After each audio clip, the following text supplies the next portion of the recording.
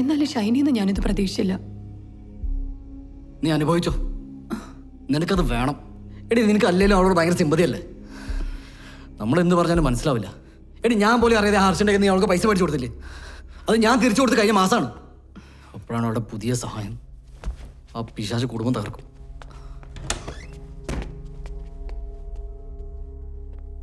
എന്നിട്ട് നിങ്ങൾ എങ്ങോട്ടാ പോയത്? സാറ് താമസിക്കുന്ന കോട്ടേജിൻ്റെ അടുത്ത് പോയി സിഗരറ്റ് വലിച്ചു. അതായത് വ്യൂ പോയിന്റിലേക്ക് പോകുന്ന വഴിക്ക്. ആ, കുറച്ചു മുമ്പ് ആനിയുടെ പൈസ ഇടപാടിനെ കുറിച്ച് പറഞ്ഞപ്പോൾ ആനി കൊളീഗിന്റെ കയ്യിൽ നിന്ന് ഷൈനിക്ക് വാങ്ങിക്കൊടുത്ത കാശ് തിരിച്ചു കൊടുത്തില്ലെന്നാണല്ലോ സക്കറിയ പറഞ്ഞേ. കുറച്ചു മുമ്പ് നിങ്ങൾ തന്നെ പറയുന്നു കഴിഞ്ഞ മാസം അത് തിരിച്ചു കൊടുത്തു. അല്ല സർ, കൊടുത്തു. നോ നോ നോ, അങ്ങനല്ല നിങ്ങൾ പറഞ്ഞേ. സർ, കൊടുത്തു എന്നാ പറഞ്ഞേ. ഇല്ല, നിങ്ങൾ അങ്ങനല്ല പറഞ്ഞേ. ആനി, ഹർഷന്റെ നമ്പർ ഇല്ലേ? ഉണ്ട് സർ. ആ, തർക്കം വേണ്ട, നമുക്ക് അയാളോട് തന്നെ ചോദിക്കാം. ഹർഷൻ മറിച്ചാണ് പറയുന്നെങ്കിൽ സക്കറിയ കളി മാറും. ഹർഷൻ ഫോൺ എടുക്കുവാണേ. ഇവിടെ ആകെ പ്രശ്നമാണ്. ആനി സക്കറിയയും ഹർഷന്റെ കാശിന്റെ കാര്യം പറഞ്ഞ് വഴക്കാണെന്ന് പറയണം. ഓക്കെ? പറയാം. Hello Annie. ഹലോ ഹർഷ, ഇവിടെ ആകെ പ്രശ്നം. Hello Annie. ആനി ആനി നീ ഇങ്ങനെ പാനിക് ആവല്ലേ. ഞാൻ നിന്നോട് നേരത്തെ പറഞ്ഞിട്ടുണ്ട്, അവള് നിന്നെ ബ്ലാക്ക് മെയിൽ ചെയ്യുന്ന, മൊബൈലിൽ ഷൂട്ട് ചെയ്തു എന്നൊക്കെ പറയുന്ന വെറും നമ്പറാ. നീ സ്ട്രോങ് ആയിട്ടിരുന്നോ. ഹലോ ആനി, നീ കേൾക്കുന്നില്ലേ? നീ എന്നൊന്നും മിണ്ടാത്തെ. Hello Annie. ഹലോ ആനി, നീ ഇങ്ങനെ കരയുന്നേ? ആനി. ഹലോ ഹർഷൻ, ഞാൻ DYSP ചന്ദ്രശേഖറാണ്. ഞാൻ ഹർഷനെ പിന്നീട് അങ്ങോട്ട് വിളി.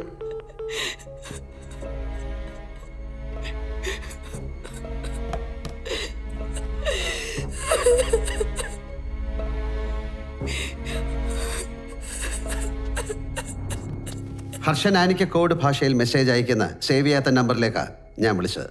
സേവ് ചെയ്ത നമ്പറിലേക്ക് വിളിച്ചാൽ ഇതൊന്നും കിട്ടില്ലല്ലോ അല്ലേ?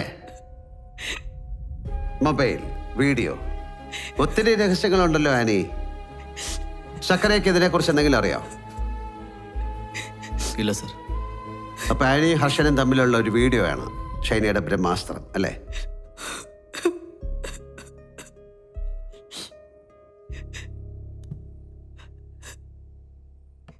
ആനി, കാര്യങ്ങളൊക്കെ എല്ലാവർക്കും മനസ്സിലായി. ഇനി എങ്ങനെയാണ് ഷൈനയെ കൊന്നതെന്ന് പറഞ്ഞാൽ മതി. സർ, ഇല്ല സർ, ഞാനല്ല സർ, ഞാൻ കൊന്നിട്ടില്ല സർ. ഷൈനയ്ക്ക് എങ്ങനെയാണ് നിങ്ങളുടെ വീഡിയോ കിട്ടിയത്?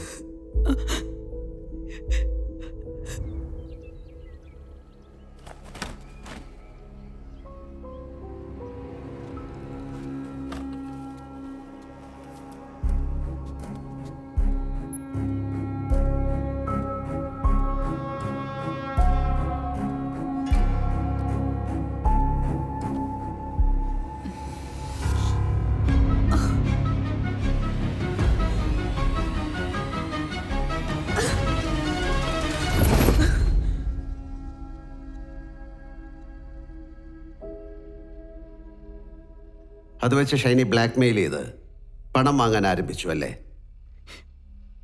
അതെ സർ. ഷൈനയുടെ കയ്യിൽ ശരിക്കും ആ വീഡിയോ ഉണ്ടോ?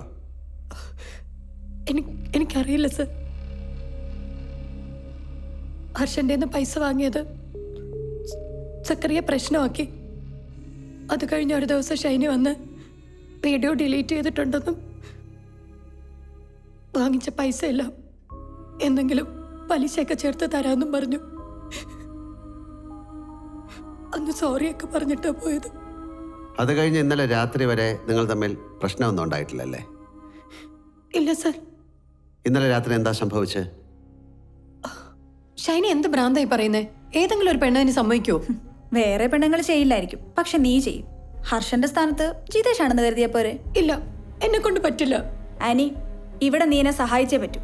എന്റെ സ്ഥാനത്ത് വേറെ വല്ലവരും ആയിരുന്നെങ്കിൽ നിന്റെ റിലേഷന്റെ കഥ ഈ നാട് മുഴുവൻ അറിഞ്ഞേനെ. ആ സംഭവത്തിന്റെ പേരിൽ നീ എന്നെ കുറെ ബ്ലാക്ക്മെയിൽ ചെയ്തു. ഷൈനി, ഞാനിത് ചെയ്യില്ല. വെറുതെ വേണ്ട, ജിതേഷിന്റെ കയ്യിൽ നിന്ന് ഞാൻ നല്ലൊരു തുക വാങ്ങിത്തരാം. ആനി, ഇപ്പോഴും ആ വീഡിയോ എന്റെ മൊബൈലിലുണ്ട്.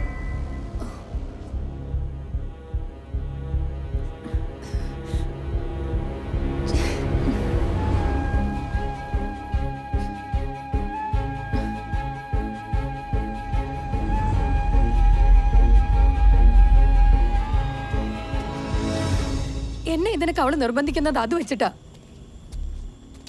അല്ല ഹർഷ, അവള് പറയുന്നത് ഇപ്പോഴും ആ വീഡിയോ അവളുടെ കയ്യിലുണ്ടെന്നാ. എനിക്കറിയില്ല ഹർഷ.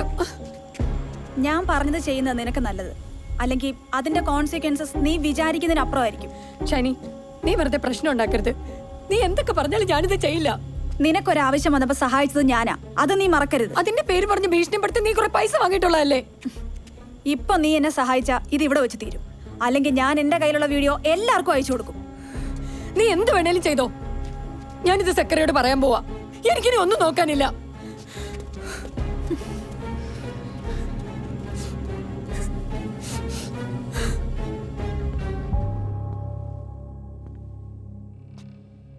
ഇല്ല, ഞാനിത് വിശ്വസിക്കില്ല. ആനി കള്ളമാണ് പറയുന്നത്. സർ, അല്ല സർ, സത്യമാണ് സാർ ഞാൻ പറഞ്ഞത്. നോ, എന്താണ് സംഭവിച്ചെന്ന് ഞാൻ പറയാം. ഹർഷനുമായി വ്യൂ പോയിന്റിൽ മൊബൈലിൽ സംസാരിച്ചുകൊണ്ടിരുന്ന ആനിയെ അവിടെ എത്തിയ ഷൈനി തൻ്റെ കയ്യിലുണ്ടായിരുന്ന വീഡിയോ എല്ലാവർക്കും അയച്ചു കൊടുക്കുമെന്ന് പറഞ്ഞ് ഭീഷണിപ്പെടുത്തി. തുടർന്നുണ്ടായ പിടിവലിയിൽ അബദ്ധത്തിൽ ഷൈനി താഴേക്ക് വീണു. അല്ലെങ്കിൽ ഷൈനിയുടെ ഭീഷണി എന്നേക്കുമായി അവസാനിപ്പിക്കാൻ ആനി ഷൈനിയെ തള്ളി താഴേക്കിട്ടു. തിരികെ മുറിയിലെത്തിയ ആനി അവിടെ ഉണ്ടായിരുന്ന സക്രിയയോട് എല്ലാം തുറന്നു പറഞ്ഞു. എന്നിട്ട് നിങ്ങൾ രണ്ടുപേരും കൂടി ആനി ഷൈനിയെ കണ്ടില്ല എന്ന കള്ളം പറയാൻ തീരുമാനിച്ചു അല്ലേ? അല്ല സർ, ഞാൻ റൂമിൽ ചെല്ലുമ്പോ സക്കറിയ അവിടെ ഉണ്ടായിരുന്നില്ല. കുറച്ചു കഴിഞ്ഞ് സക്കറിയ വന്നപ്പോ ഹർഷന്റെ കാര്യം പറയാനുള്ള ധൈര്യം എനിക്കുണ്ടായില്ല.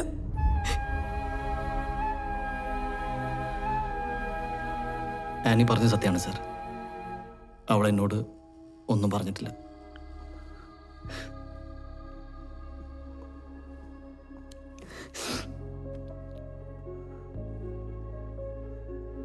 സാർ എന്ത് വേണേലും തീരുമാനിച്ചു.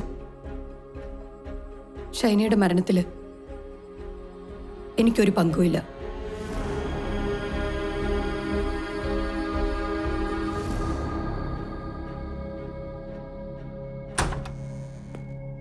സാർ,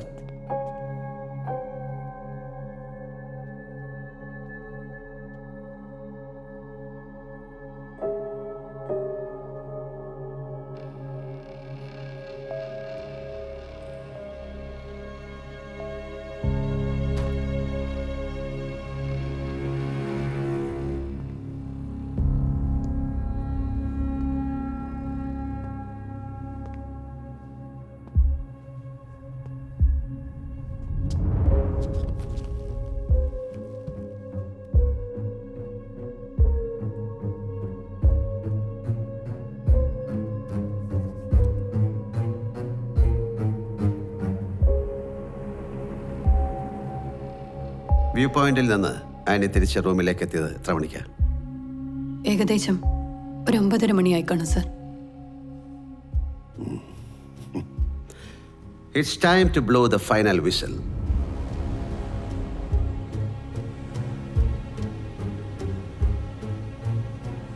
എല്ലാവരും ആ മൊബൈൽ ഇങ്ങ് തരൂ.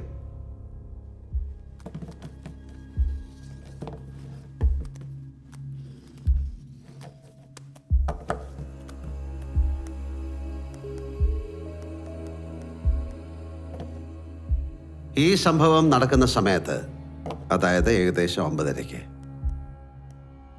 നിങ്ങളൊക്കെ എവിടെയായിരുന്നു?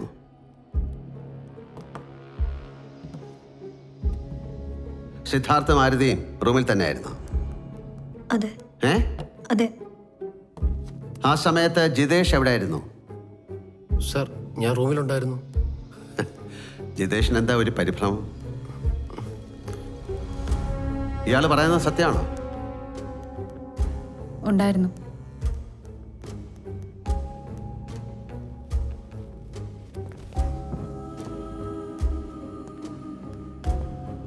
ഷൈനയുടെ റൂമിൽ നിന്ന് തിരിച്ചു വന്ന ശേഷം മെറിൻ എപ്പോഴാണ് പുറത്തേക്ക് പോയത്?